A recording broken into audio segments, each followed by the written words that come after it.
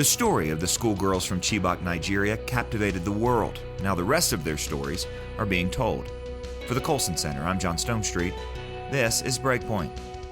In his letter to the church at Philippi, St. Paul exhorted the believers there to, quote, live lives worthy of the gospel of Christ.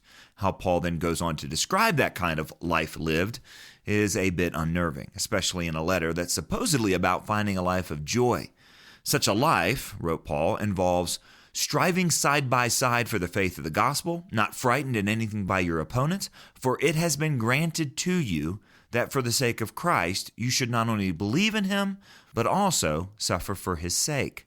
Now, most of us cannot imagine living out those words, but the Nigerian schoolgirls, kidnapped almost 8 years ago by terrorist group Boko Haram, can.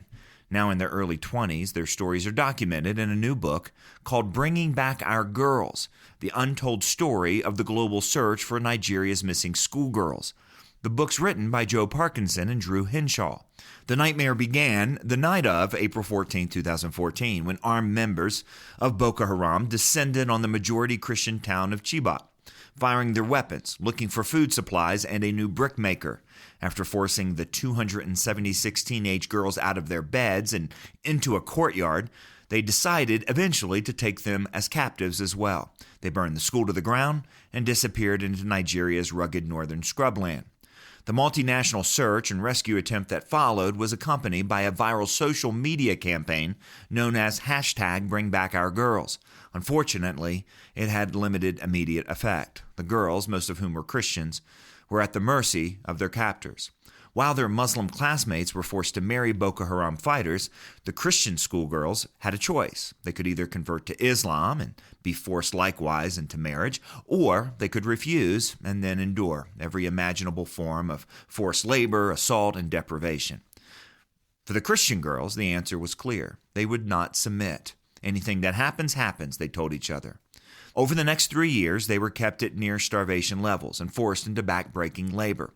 Parkinson and Hinshaw describe how the girls' faith, however, remained strong. Quote, at the risk of beatings and torture, they whispered prayers together at night or into cups of water and memorized the book of Job from a smuggled Bible.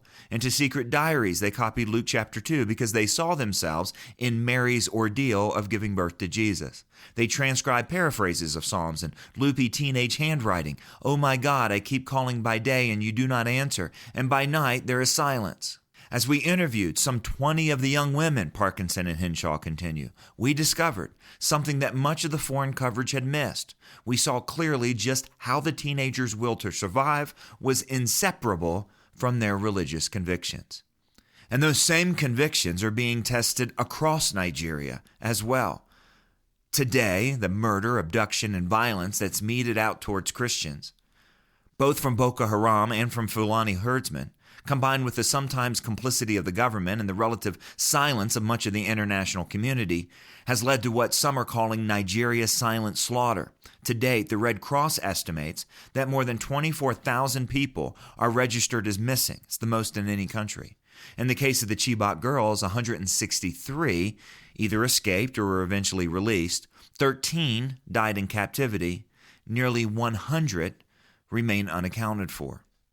According to Parkinson and Hinshaw, their story holds a surprising but important lesson for Africa's most populous nation.